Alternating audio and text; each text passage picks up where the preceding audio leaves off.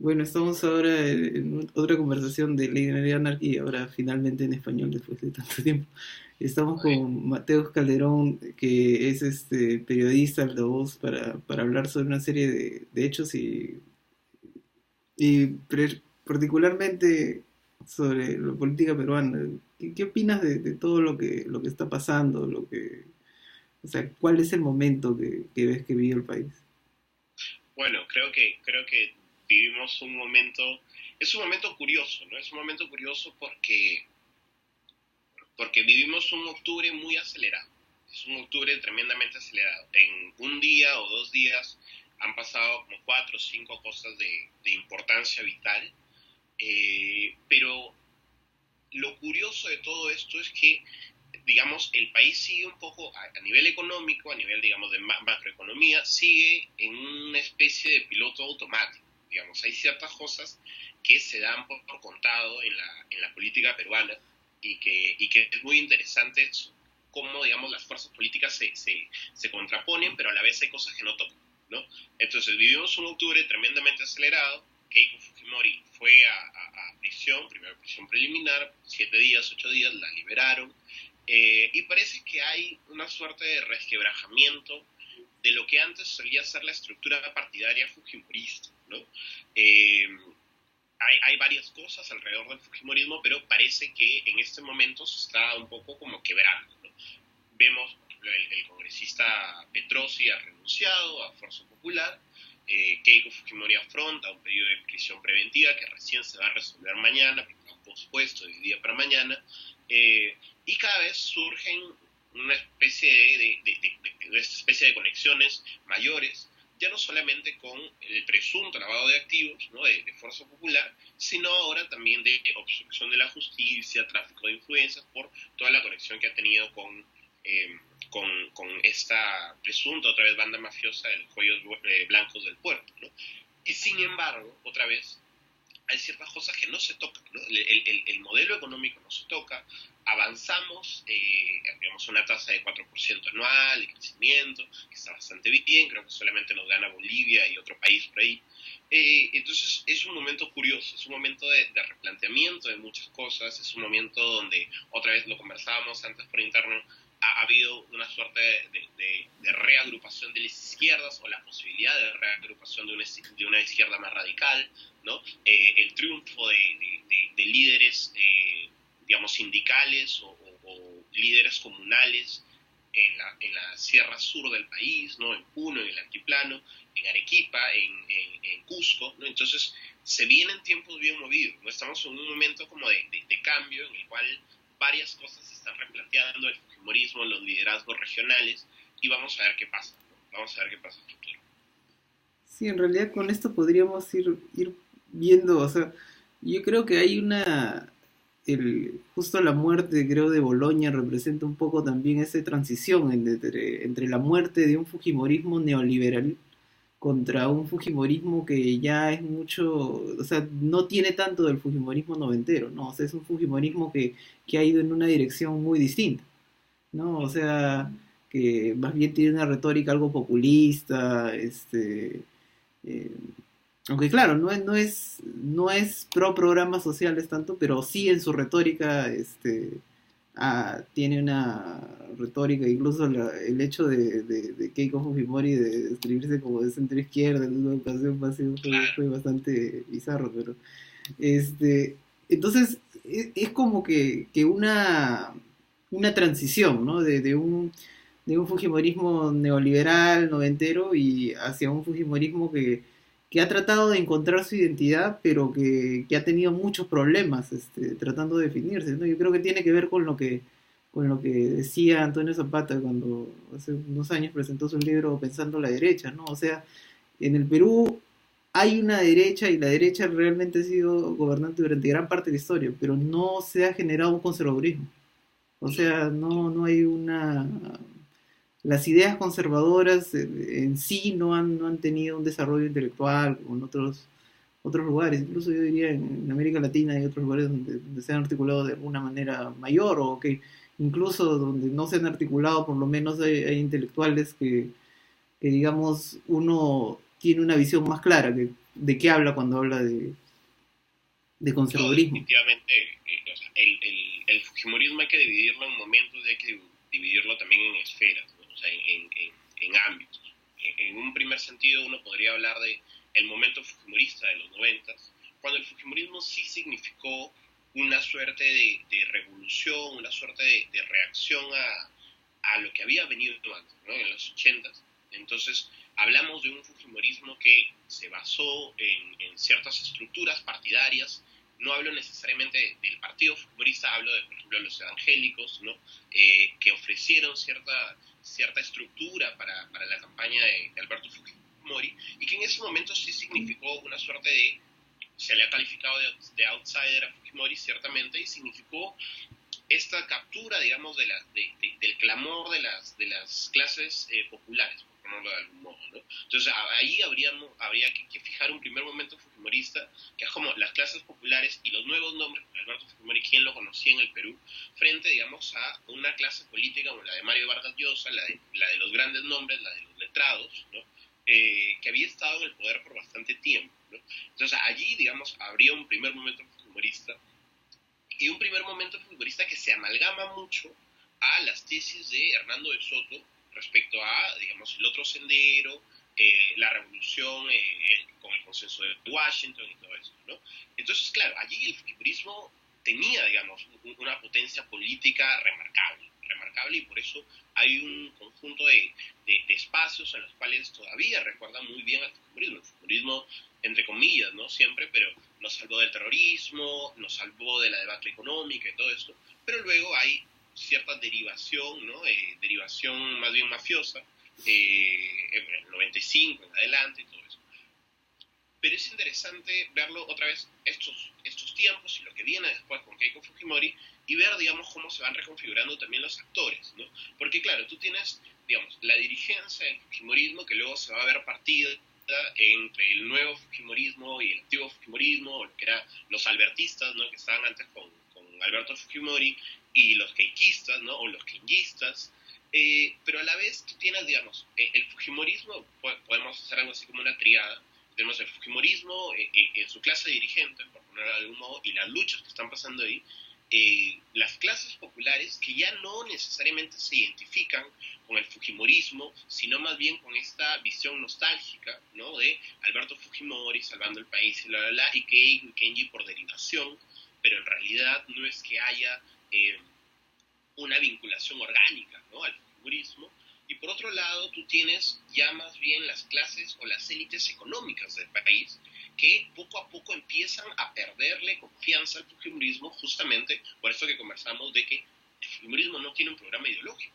O sea, tú no puedes empatizar con alguien, incluso de manera inconsciente, de manera subyacente, si tú no sabes cuáles son sus intereses. Entonces, claro, tú tienes que el fujimorismo en algún momento puede sonar absolutamente neoliberal, y luego estar hablándote de, no sé, pues programas sociales, o de meterse en la economía, ¿no?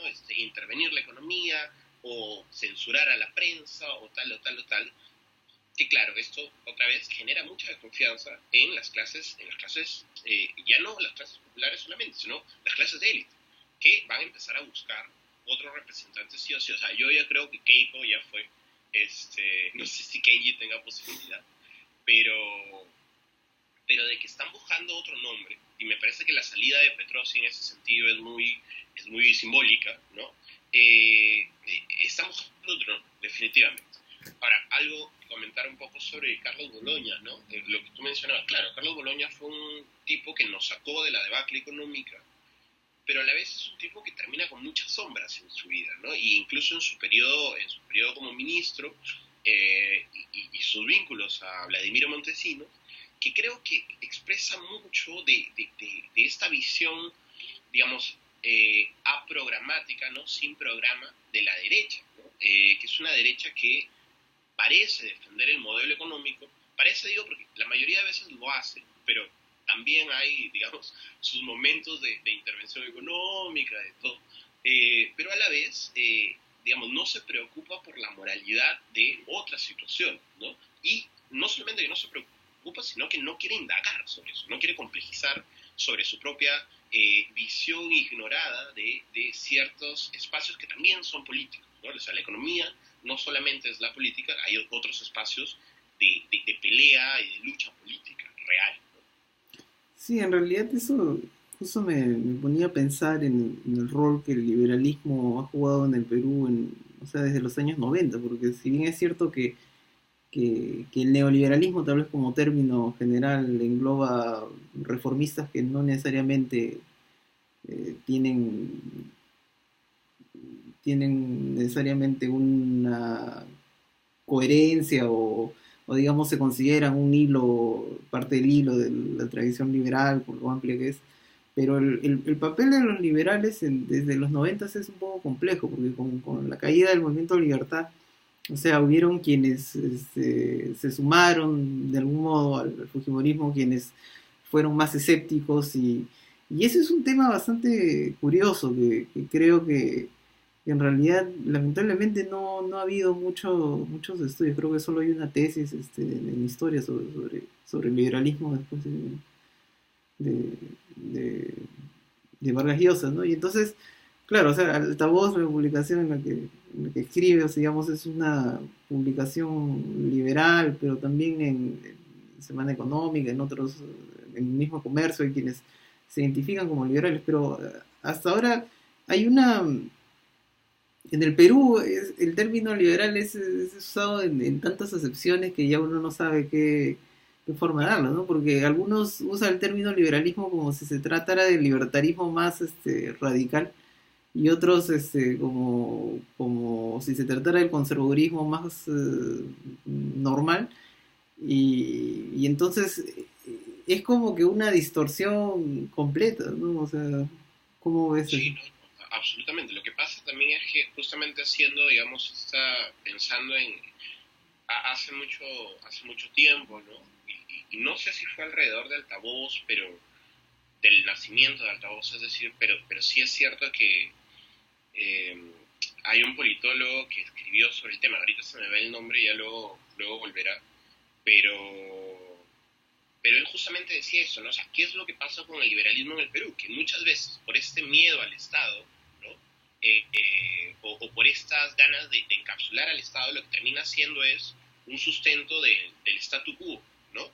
Y eso finalmente es, digamos, una piedra angular conservadora, ¿no? O sea, si no Ujú. quiero que toquen nada, entonces todo va a seguir conservándose tal y como está, ¿no? Entonces hay un miedo bastante grande a la intervención del Estado en muchos sectores eh, que termina derivando, ¿no? Que termina derivando de manera inconsciente o a veces de manera consciente en un conservadurismo ramplón, ¿no? Entonces, claro, ahora, la historia del liberalismo es, como tú conoces, en el Perú, liberalismo, libertarianismo, porque siempre hay que hacer esta Sí. diferencia, ¿no? Entre las tradiciones gringas, ¿no? Que dicen liberals, son más como demócratas, más como social liberales, una cosa así, el liberalismo, el libertarianismo, más de la escuela austriaca y todo eso. Ujú. Eh, o sea, no empieza en los 90, ¿no? El liberalismo en el Perú empieza más o menos, yo creo, ¿no? Le pondría con Pedro Beltrán, los 50, eh, y de hecho es gracioso, ¿no? Otra vez porque mencionas Altavoz, y cuando Altavoz se presenta, y esto no es por hacerle cherry, ¿no? Esto es por hacer una historia política, digamos, de Altavoz, que me parece más interesante todavía, se presenta en un artículo, mejor de Caretas, de Carlos Cabanillas, donde lo comparan con la escuelita justamente de Pedro Beltrán, ¿no? De donde van a salir, o sea, de la gente de la prensa, ¿no? De este diario, van a salir muchos liberales peruanos, ¿no? O gente que más o menos está en ese círculo expandido, ¿no? En ese universo expandido del liberalismo, que como tú dices puede congregar a gente que es muy conservadora, puede congregar a gente que es absolutamente libertaria, puede congregar a gente que quizás coquetea con ciertos aspectos del liberalismo, pero que no se siente tan cómoda con el término, o más bien se considera de izquierdas, ¿no? Por ejemplo, yo en este momento de mi vida estoy mucho más a la izquierda que cuando comencé en Altavoz. Y si estoy mucho más a la izquierda es porque he estado en Altavoz mucho tiempo. O Sí. sea, hay casi una reacción dialéctica, porque claro, o sea, cuando tú tienes a un grupo, todos son muy amigos míos, ¿no? O sea, Sí. de verdad los quiero un montón, pero cuando todos opinan igual, siempre hay alguien que tiene que igual y retar lo que se dice, ¿no? Entonces, ahora, eso no significa que en el liberalismo todos piensen igual. Hay muchas corrientes y hay muchos enfrentamientos y son muy ricos de aprovechar y de ver. Pero yo sí creo que también en mi caso hay incluso un sesgo profesional, un sesgo de carrera, ¿no? Que yo vengo de humanidades, de literatura, en una universidad en la cual, Pontificia Universidad Católica, en la cual la literatura se enseña desde una matriz, no voy a decir marxista, pero sí de teoría francesa. Y la teoría francesa es izquierda, o sea, es así, ¿no? Tú piensas en los grandes nombres de la filosofía francesa aplicados a la literatura y tú vas a encontrar que hay una matriz, por ejemplo, psicoanalítica, ¿no? Entonces, cuando yo analizo ciertas cosas, lo hago de una matriz más bien la libido y tal, y tal, y tal, que es algo que a veces coincide con el liberalismo, a veces no lo coincide, ¿no? Entonces, es interesante ver cómo estas cosas se enfrentan.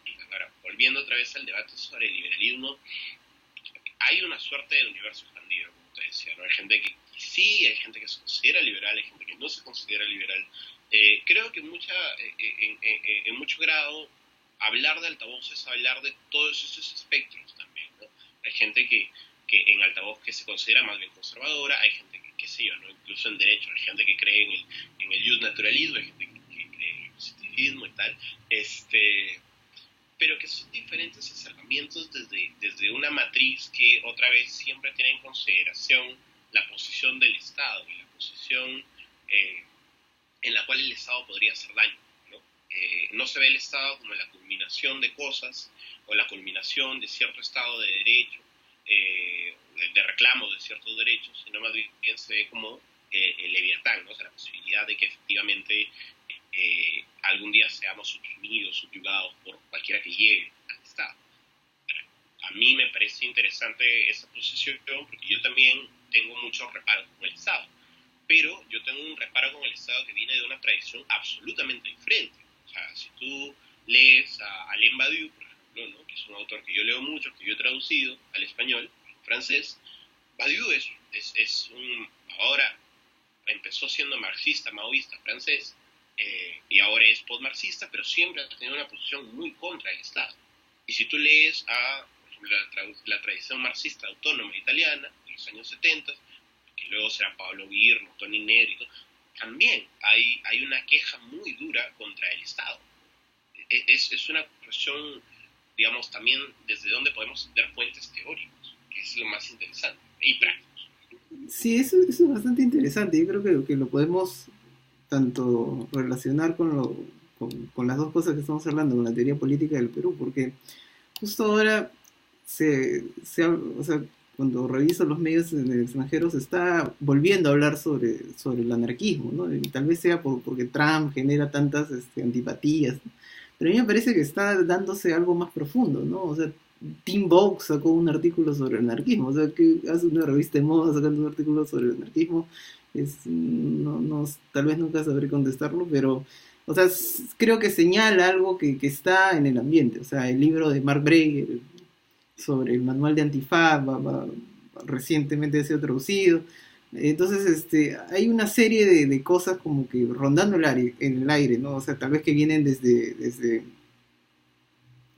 desde Occupy Wall Street, de tratar de repensar, y ahora en el aniversario de los 60 años, de los 50 años de mayo del 68, o sea, creo que hay muchas ideas que creo que anárquicas que jugaron un rol en ese momento, ¿no? Y entonces siento que es bastante curioso porque en el Perú, o sea, el movimiento anarquista, hasta lo que tengo entendido, es bastante pequeño. Y sin embargo, si uno pregunta a la gente en la calle, o sea, la mayor parte va a decir que la clase política es delincuente, que cierren al Congreso.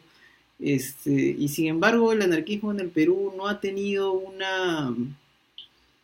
o sea, lo que tiene en otros países, ¿no? O sea, un arraigo, o al menos un cierto respeto mayor, incluso dentro del movimiento social. Creo que uno de los eventos que me pareció muy curioso fue que en una de las protestas no a Keiko había gente que protestaba contra los anarquistas también. Entonces era un momento bastante curioso, ¿no? Entonces, y creo que eso da bastante para reflexionar, aunque al mismo tiempo de un artículo muy bueno que salió en Argumentos sobre la marcha Pulpín, que creo que se llamó Las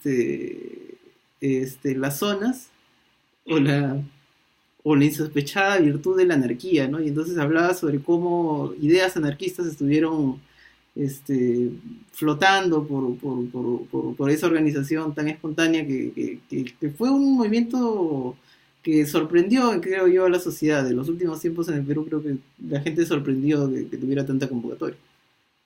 No, absolutamente. ¿No? O sea, yo no llegué a participar de las zonas, pero sí participé en contra de varias marchas. ¿No? Digo, en contra no, participé en varias marchas en contra de varias cosas desde el gobierno. ¿No? Y efectivamente lo que uno podía sentir era, primero, una organización popular diferente de la forma partido, ¿no? Que me parece clave. ¿No? O sea, pensar, por ejemplo, mayo del 68, o sea, como una fecha clave, me parece importante. Me parece importante porque en el 68 pasan muchas cosas, ¿no? O sea, tenemos Francia, pero también tenemos lo que se estaba dando en China, ¿no? La revolución cultural, tenemos lo que se estaba dando en ciertos estados de lo que luego llegaría a ser la Yugoslavia, ¿no? Tenemos lo que pasaba también en Brasil, en Estados Unidos, ¿no? Lo que luego vendría a ser el verano del amor, ¿no? Y tenemos también lo que pasaba en Italia y en otros países, y incluyendo el Perú, que pasaba lo que todos conocemos, ¿no? La toma, el golpe de Estado de Velasco, que también iba a ser un punto para repensar, digamos, todo lo que habíamos conocido hasta ahora. Yo creo que hay dos cosas que han pasado en ese tiempo que es importante analizar, ¿no? Lo primero es lo que, claro, termina siendo Occupy Wall Street, lo que termina siendo las protestas en Seattle en el 99, ¿no? En Estados Unidos, que es una suerte de antecedente de lo que luego se movimiento de los indignados, el movimiento de los sin techo, ¿no? De los sin tierra en Brasil, que es otra vez una suerte de agotamiento, si se quiere así, psicológico, colectivo, con las formas contemporáneas de trabajo, con las formas contemporáneas de flexibilización y precarización del trabajo, ¿no? Y con esta desconfianza a través de las élites, ¿no? Pero por otro lado también ha habido, y es un proceso en paralelo, este desgaste súper fuerte de la forma partido, ¿no?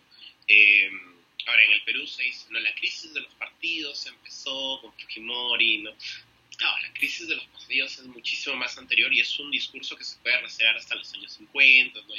Hay un golpe a la forma partido que es bastante dura. Ahora, Badiou lo que dice que eso tiene que ver con que el siglo XX fue el siglo, o la primera mitad, más o menos la segunda mitad del tercer cuarto del siglo XX, ha sido la época en la cual el partido dominó todo, ¿no? O sea, tú tienes el partido nazi, tú tienes el partido comunista, los diferentes partidos comunistas, y eso termina por generar una desconfianza ante el desastre, ¿no? O sea, el partido que se colude con el Estado, que llega al Estado, termina generando el desastre, ¿no? El desastre, el holocausto, los gulags, etcétera, etcétera, etcétera, ¿no?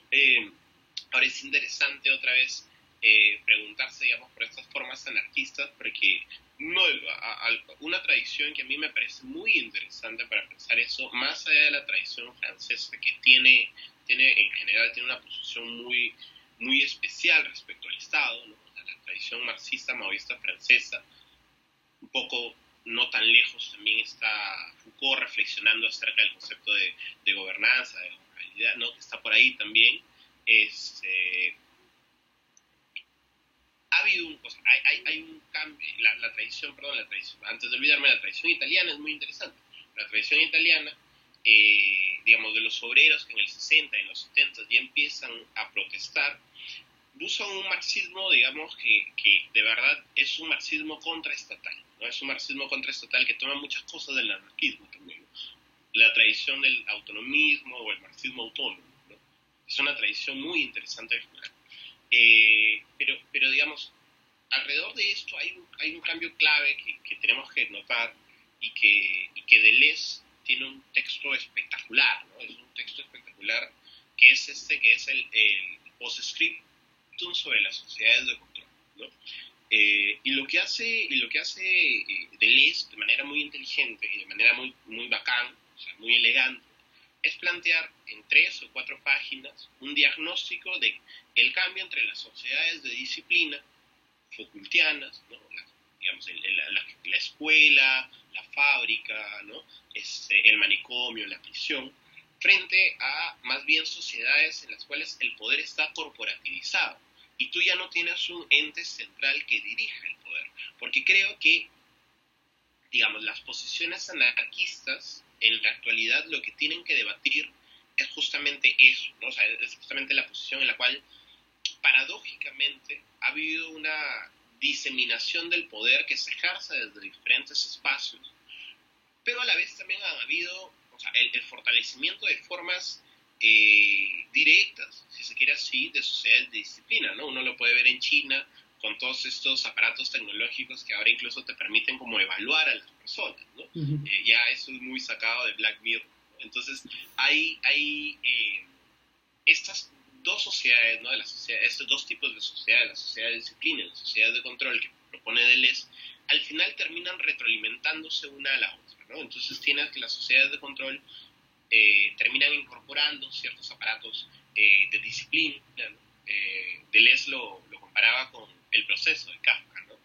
Ahora podríamos decir que vivimos en una sociedad kafkiana, ¿no? Y no sería descabellado pensarlo así, pero creo que ese es el reto también, ¿no? El reto para las sociedades, para las posiciones anarquistas es pensar un poder que se ejerce desde diferentes espacios y ya no solamente desde un poder centralizado, ¿no? Creo que por ahí iría mi comentario. Hay un documental muy interesante que está en Vimeo que se llama The Anarchist Diplomat, que sería en español supongo diplomático anarquista, que cuenta la historia de un diplomático británico que a partir de la guerra de Irak empezó a repensar sus posturas políticas y, bueno, primero renunció al cuerpo diplomático británico porque él estaba sirviendo en las Naciones Unidas, entonces y luego se empezó a interesar por el anarquismo, ¿no? Entonces ven su viaje a Kurdistán, un tipo bastante curioso, ¿no? Entonces pero creo que eso, o sea, eso refleja, creo que la guerra de Irak ha tenido también un papel, ¿no? O sea,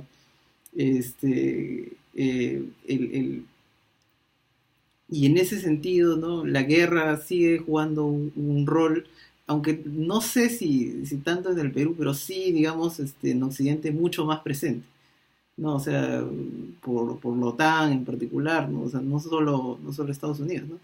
Y entonces eso también creo que hace ver, digamos, la, la compleja relación entre la izquierda y el anarquismo, ¿no? Porque justamente eh, dos candidatos, ¿no? Como Bernie Sanders y como Jeremy Corbyn generaban polémicas bueno, Bernie Sanders porque apoyó a la guerra de los Balcanes, ¿no? Que ahora incluso algunos de la gente que trabajaba para la ONU y estuvo en los Balcanes tiene algunos como sentimientos encontrados sobre esa intervención.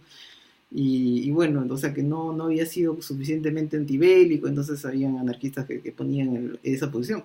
Pero lo curioso era de que en el Reino Unido, básicamente Corbyn lo que había hecho en materias de seguridad ciudadana, había sido un candidato prácticamente a la derecha de Theresa May, que Theresa May en alas del conservadurismo fiscal había reducido el número de policías, entonces Jeremy Corbyn había prometido aumentarlo, entonces era bastante curioso, ¿no? Y entonces justamente en las redes sociales veía que habían las publicaciones anarquistas escribían sobre ese caso muy curioso, ¿no? Entonces yo creo que también hay mucho... El anarquismo es un fenómeno muy complejo y a veces puede tener relaciones muy complejas, más de lo que nosotros podríamos pensar, porque creo que justamente hay una película, una nueva adaptación cinematográfica, ya me olvidé el nombre de este anarquista coreano, pero que es un héroe nacional en Corea del Sur. Y lo es porque él era un anarquista que cometió actos terroristas en Japón, pero los cometió en un momento que que el colonialismo japonés tenía colonizado Corea. a Corea. Entonces, es bien curioso cómo estos, cómo, o sea, uno no pensaría que un anarquista puede tener un monumento, ¿no? O sea, puede sonar algo como contradictorio, pero o sea, siempre los fenómenos políticos tienen desarrollos, en cada geografía que tiene una particularidad, ¿no? Y yo diría, por ejemplo, el caso de Mélenchon es un caso bastante particular en Francia. Claro. Y está más cercano tal vez a la definición de un populista de izquierda bastante curioso, ¿no? Y entonces yo también me pongo a pensar, volviendo al Perú, en que puede haber alguien como Antauro, ¿no? Si es que sale, que puede tener ese manto, ¿no? O sea, porque Antauro claro, o sea, uno no va a decir que Antauro es conservador, pero Antauro tiene posiciones bastante heterodoxas, ¿no? Y al mismo tiempo habla en un lenguaje que tal vez sea más común a populistas de diversas tradiciones que, digamos a un socialista o un marxista, ¿no? No, absolutamente, ¿no? O sea, el Perú es un caso tan raro. Quizás algo que no quiero dejar de mencionar respecto a la tradición anarquista en el Perú, que sí me parece importante, eh, el anticlericalismo, ¿no? Hace poco yo conversaba con un buen amigo mío, profesor mío, que es Marcel Velázquez, ¿no? Marcel Velázquez, aconsejo que lo sigan en Twitter, es muy bueno. Y él lo que hace es una revisión de la prensa gráfica y de la prensa de las revistas, de los magazines de los años 20, ¿no? En realidad desde el 19 en adelante.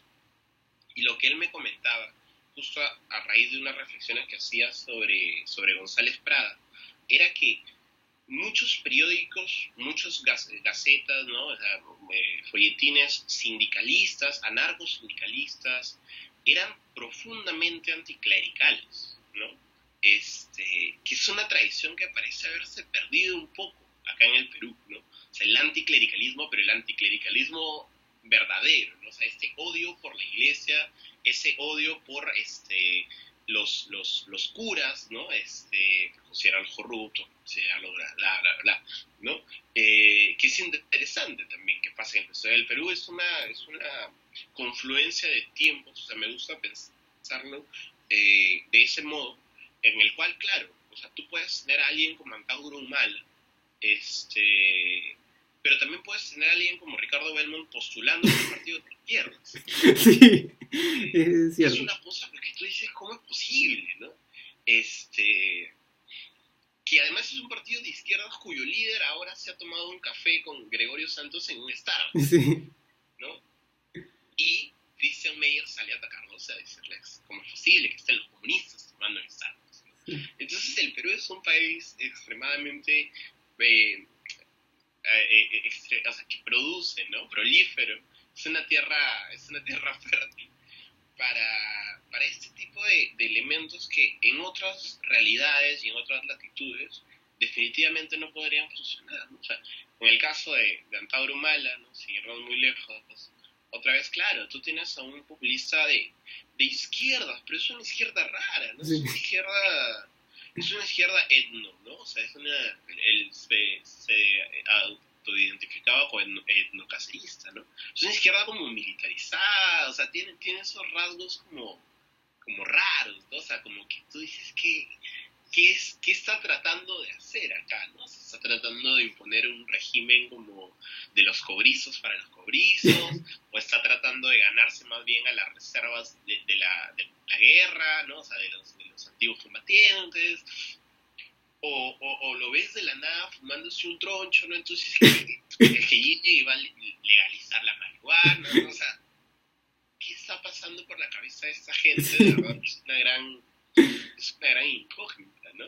Eh, pero otra vez, y recuperando algo que decías hace rato, ¿no? O sea, sí hay una posición muy compleja, ¿no? Del anarquismo en torno a estos debates, y también en torno a cómo participar, porque claro, la opción preferente siempre va a ser, ok, bueno, no voy a votar y ya está. Pero también es cierto que la crítica que te vienes, ok, pero si tú no estás votando, entonces estás dejando ganar a los fascistas, a los bla, bla, bla, bla, bla, bla. Porque el debate siempre se puede reducir a una pregunta que a mí me parece vital, ¿no? Que es, o tú conquistas el Estado, o tomas el Estado, o lo destruyes, ¿no? O sea, así es, ¿no?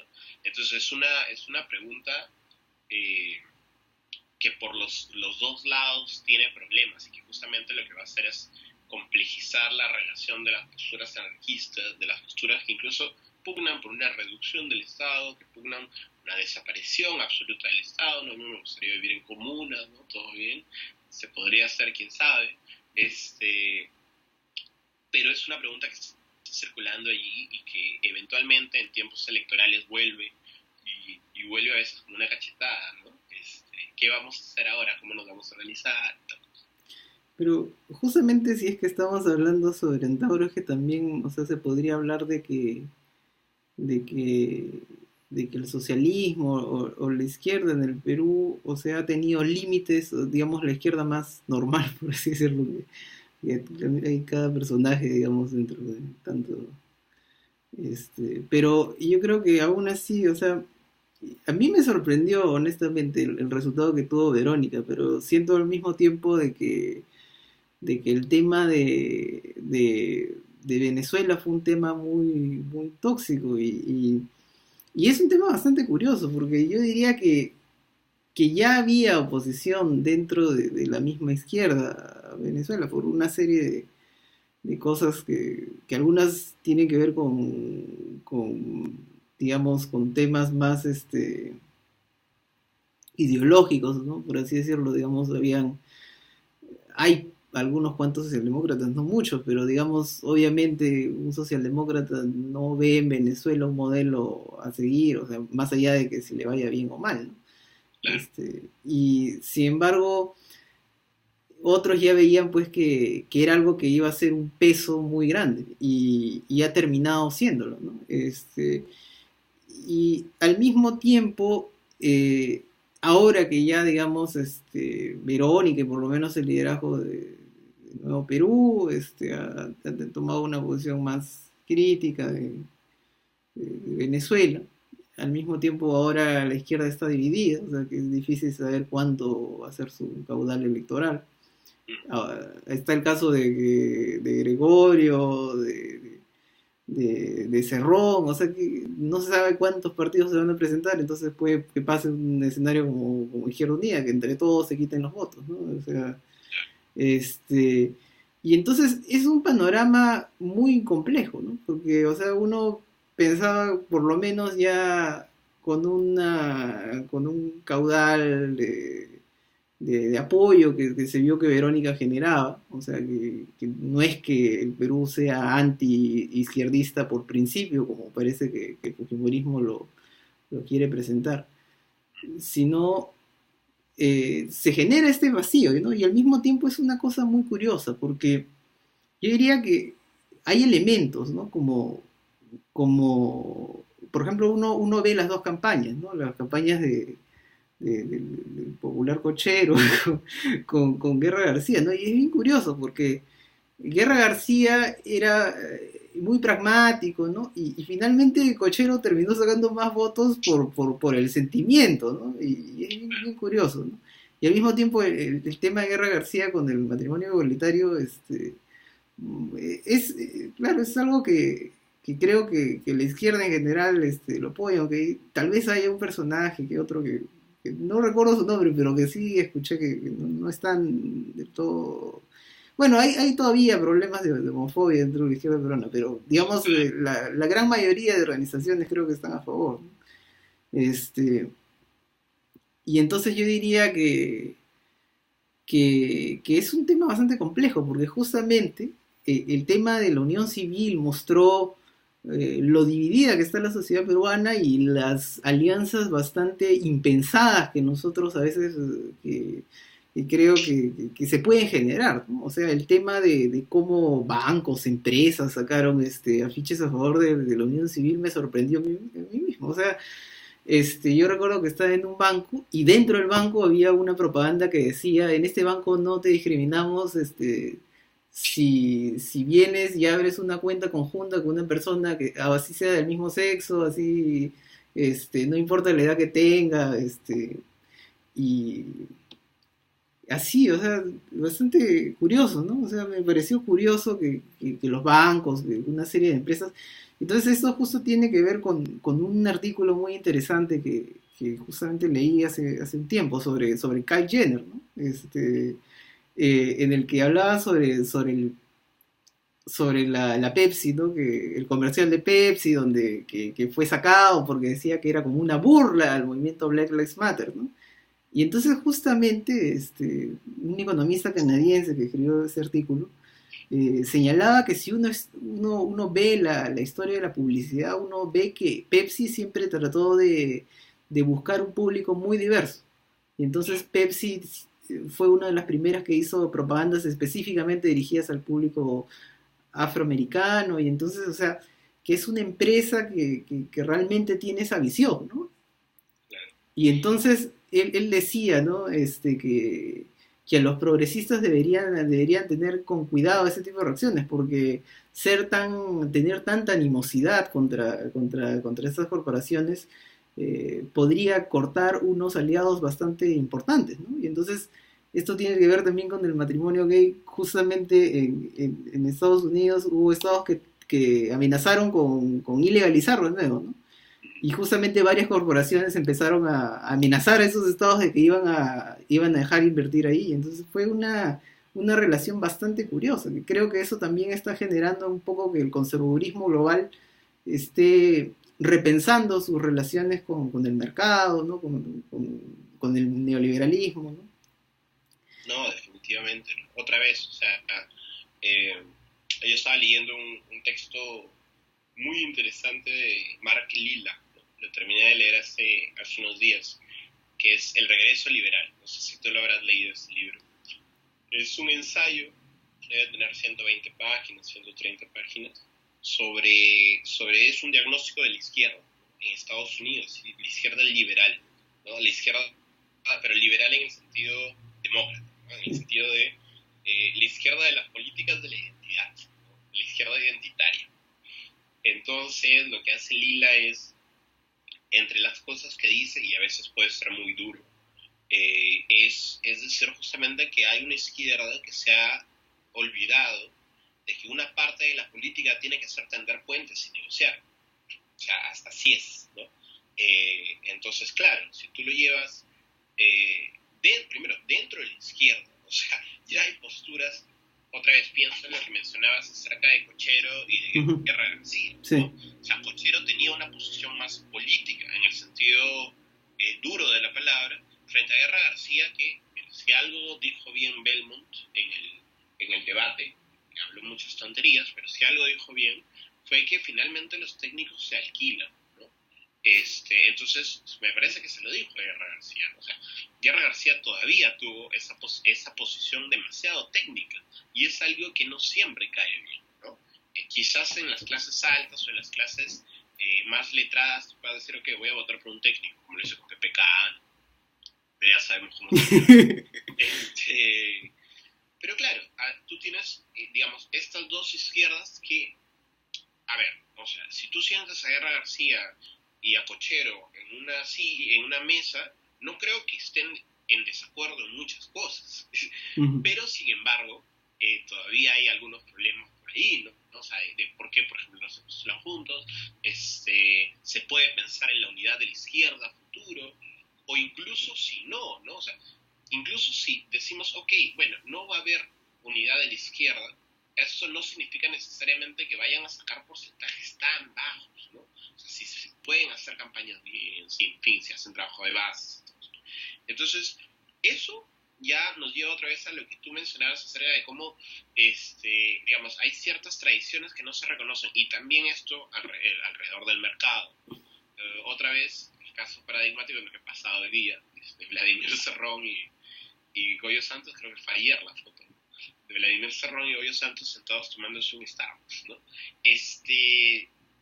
Y un poco lo que yo hacía estaba escribiendo un texto un poco en clave de humor, porque ya hay otros que han escrito mejor que yo sobre este tema, pero era un poco de, o sea, yo me preguntaba, ¿no? Un poco parafraseando este título de Philip K. Dick, ¿no? O sea, se sueñan los androides como ovejas eléctricas, sería como, sueñan los comunistas con cafés orgánicos, ¿no? Con alimentos orgánicos.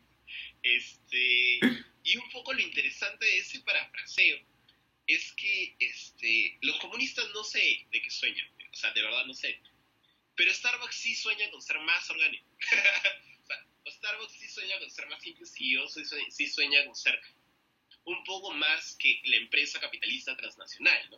Otra vez nos llega algo que decía Fisher en Realismo Capitalista, que es el capitalismo se vende mejor cuando no dice que es capitalismo, ¿no? Porque si tú le dices, mira, soy un supercapitalista, nadie te va a venir a comprar, pero si dices, ok, soy inclusivo, le voy a dar trabajo a los viejitos, ¿no? Como está haciendo Starbucks ahorita, alguien podría decir precarización laboral, pero ok, si lo vendemos como inclusión, pues está bien, vamos a ir a consumir y todo esto.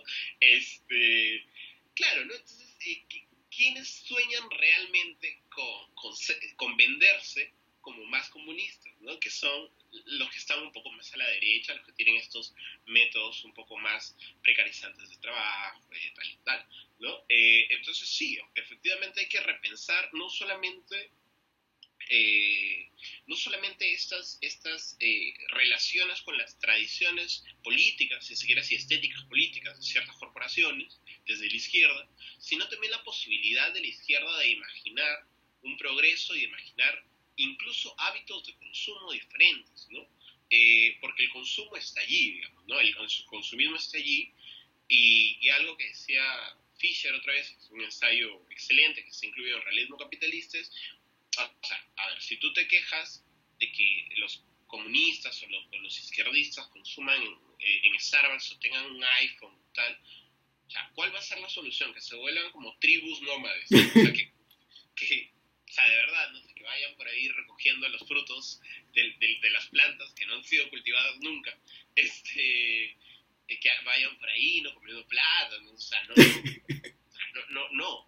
Al contrario, lo que se tiene que hacer desde la izquierda, y esto pasa por reevaluar las políticas de negociación, que pasa por reevaluar la posición frente a ciertas corporaciones, es justamente ampliar un poco el espectro de lo que podemos desear, ¿no? Lo que podemos desear y cómo este deseo, este circuito libidinal, esta estructura libidinal del libido, se puede, digamos, acoplar, ¿no? A un modelo mucho más grande y mucho más propio de progreso también, ¿no? Porque si seguimos pensando que la izquierda simplemente va, o sea, si seguimos aceptando las críticas de la derecha sobre que la izquierda va a Starbucks y a McDonald's, ok, sí, tú puedes decir, de repente debieron, no sé, pues quedarse en su casa tomando un café, ¿no? Quizá, ¿no? Pero otra vez, si empezamos a permitir la monopolización del progreso por parte de la derecha, bueno, estamos claudicando una lucha política absolutamente necesaria. O sea, lo que decía Mark Lilla otra vez en este texto del cual te conversaba, era que si la izquierda demócrata había perdido las elecciones en Estados Unidos, era porque había perdido la posibilidad de ofrecer una visión de vida compartida, de vida en común, que era algo que desde Reagan la derecha sí había podido hacer, ¿no? La izquierda no. ¿Por qué? Porque estaba imbuida en sus propias peleas, ¿no? O sea, los identitarios contra los más marxistas y los anarquistas y tal cosa, ¿no? Entonces, claro, hay que pensar las formas de negociación de la política, y hay que pensar también otra vez las formas también materiales, ¿no? Porque de nada sirve, digamos, un proceso espiritual de imaginar un deseo compartido si también no va acompañado de formas concretas, formas materiales de organización política y todo. Sí, justamente lo que señalas me hace pensar el tema que se ha hablado, digamos, sobre todo en las redes sociales norteamericanas, de lo que se ha llamado Full Luxury Communism, o sea, comunismo de lujo total, que no sé si salió a partir de una fotografía, hay una fotografía de, creo que de Gucci y una pantalla que ponía la bandera comunista, ¿no? Y al parecer es que China había comprado publicidad y no sé por qué lo pusieron y alguien lo tomó y empezaron a retuitear. Pero la idea era básicamente, ¿no? De los que señalan esta idea, es de que la tecnologización económica va a permitir que ya los trabajadores no tengan que ser precarizados, entonces ya va a poder abrir, va a poder, si los comunistas llegan al poder, van a poder repartir la abundancia, entonces va a haber un comunismo de lujo y algo así, ¿no? Que puede sonar un poco curioso, pero es que es bien curioso porque justamente leí a alguien que señalaba eso, ¿no? Porque hace unos, en la marcha del Día de los Trabajadores en Estados Unidos, al día siguiente prácticamente alguien puso una foto de alguien comiendo en Burger King con la bandera, con la hoz y el martillo, ¿no? Y entonces, pero justo alguien mencionaba más hace algún tiempo, que en realidad pues obviamente se entiende de que los comunistas, que algunos son parte de la clase trabajadora, porque ahora hay socialistas en muchos lados, ¿no? Sobre todo por el fenómeno Bernie, ¿no? Entonces, obviamente, McDonald's o Burger King o KFC son opciones para comer mucho más económicas, ¿no? Entonces, pero más allá de eso, justamente me hace pensar también en lo importante de la simbología, ¿no? Y yo recuerdo que una de las cosas que se le criticó a Verónica fue el aparecer en un evento sobre vanguardia revolucionaria, que hubo varios eventos. Y uno de ellos fue muy interesante, porque estuvo Edmundo Murrugarra, que fue parte de la guerrilla, ¿no? Y Edmundo Murrugarra es un profesor de San Marcos que tiene una visión bien particular, porque él cuando hablaba del mercado, él decía que el mercado debería ser central para la izquierda, o sea que si uno se ponía a pensar desde las épocas prehispánicas, el mercado había tenido un lugar importante, ¿no? Y que si algo tendría que hacer la izquierda, es dejar que haya un verdadero libre mercado, por así decirlo, ¿no? Entonces, eso me... Tú ya conocerás, digamos, todas estas posiciones de markets, not capitalism. Sí, o sea, sí. mercados y no capitalismo. Claro. Que también es una opción. De hecho, es una opción para pensarlo. Sí.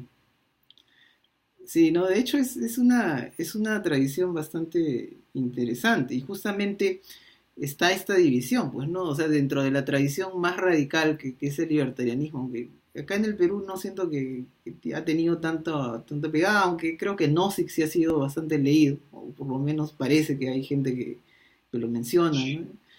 Este, o sea, yo lo que veo, ¿no? Es de que la tradición es bastante compleja, ¿no? O sea, por ejemplo, incluso en el Cato Institute, ¿no? Yo conozco, entrevisté a uno de los que dirige uno de los podcasts del Cato Institute y él más o menos se identifica con el libertarianismo de izquierda, ¿no? O sea, a veces uno piensa en los think tanks norteamericanos y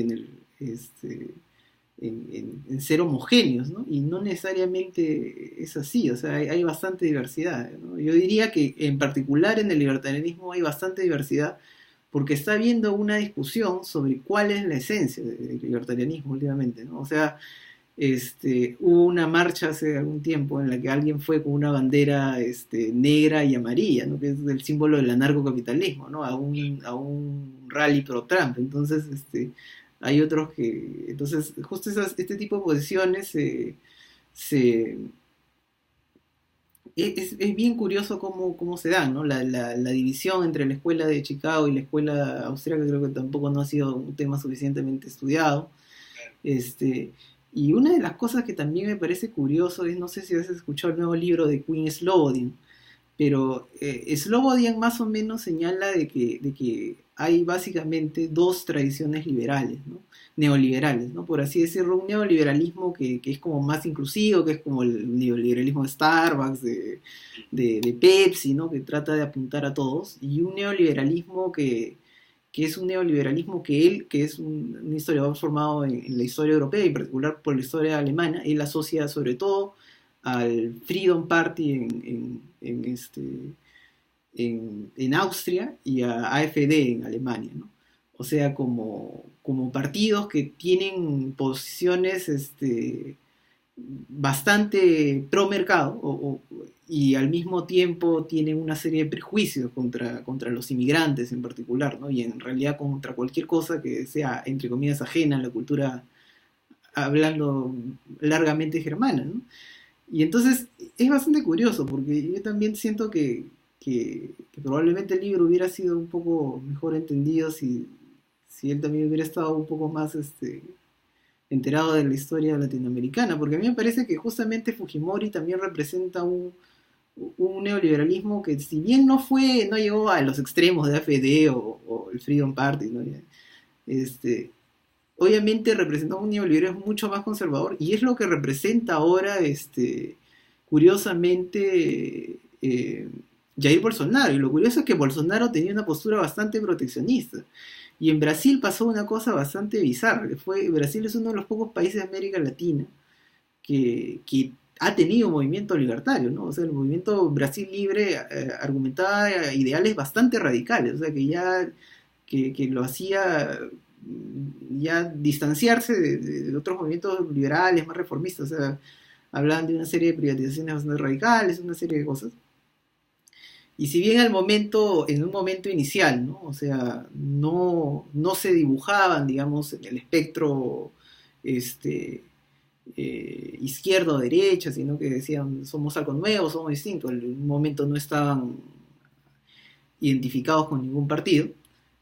Con el tiempo empezaron a girar y su apoyo a Bolsonaro ya es una de las cosas bastante curiosas, ¿no? Que ha hecho que, claro, ha influido en Bolsonaro, pero Bolsonaro ha tomado los aspectos económicos y tal vez algunos hasta los más cuestionados del neoliberalismo, porque el neoliberalismo y el libertarismo tiene una relación compleja y hay una crítica mutua, ¿no? Entonces, y al mismo tiempo todos los aspectos, digamos, de respeto a la libertad individual ya son tirados por la borda, ¿no? O sea, y eso es un fenómeno bastante curioso. Y yo no sé si un personaje como Bolsonaro puede surgir en el Perú, pero yo creo que en Chile ya Kast es el más cercano, y que tal vez en otras partes de América Latina también pueden surgir estos personajes, pero yo tal vez creo que si en el Perú no pueden surgir es porque la izquierda no ha sido gobierno mucho tiempo, porque básicamente son este tipo de candidatos que muy a la norteamericana, muy a la trampista mente, se definen como anti-izquierda más que cualquier otra cosa. No, obvio. O sea, ¿qué es lo más cercano a un Trump o a un Bolsonaro o a un Cast en el Perú, ¿no? Paco Bazán. O sea, Paco Bazán y Karina Calmet. O sea, así de duro, ¿no? O sea, Karina Calmet hablándote sobre los derechos laborales y cómo han sido usurpados por la mafia caviar, y Paco Bazán hablándote sobre los machos alfa y que él no necesita que las mujeres no sé qué cosa, las feministas no sé qué cosa, ¿no? Yo no creo que esas figuras puedan pegar, porque claro, como tú dices, hay varias cosas, ¿no? O sea, primero, no ha habido un gobierno de la izquierda, no ha habido una apropiación tal de la izquierda, ¿no? Un amigo, Alejandro Santisteban, un historiador de la PUC que ahorita está en México, un muy buen amigo de izquierda, marxista, me decía, ¿dónde está el golpe caviar, no? O sea, por favor, pásenme la voz para poder chambear ahí. O sea, si llegan al poder, por favor, pásenme la voz, ¿no? Porque yo estoy acá desempleado. Y efectivamente no ha habido, al menos de manera amplia, no ha habido esta ocupación o esta llegada al poder de parte de la izquierda en el Perú. O sea, no la ha habido. Entonces, claro, o sea, en Brasil parte del apoyo a Bolsonaro es pues, ser anti-PT, ¿no? Así de frío, ¿no? Entonces no me importa nada, simplemente no quiero que esta gente corrupta llegue al poder porque han estado demasiado tiempo. Sería interesante ver qué hubiese pasado si hubiesen dejado a Lula postular. Sería un contrafactual interesante, ¿no? Sí. Cast igual, o sea, hay una izquierda en Chile, ¿no? Bachelet, tal cosa. Trump igual, o sea, Obama y el copamiento de las élites culturales de izquierda, de las élites de izquierda que no saben cómo hacer las cosas y que han pervertido el sentido verdaderamente de América, ¿no? Del estadounidense, de Estados Unidos como una cosa grande. Esta élite la ha pervertido, ¿no?